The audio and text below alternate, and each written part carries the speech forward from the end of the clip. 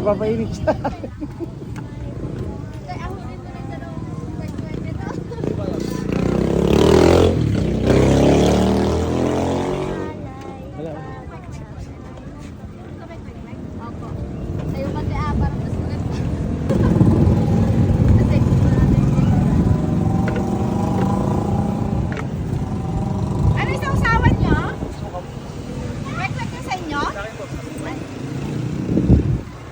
Lagay na lang po sa ano.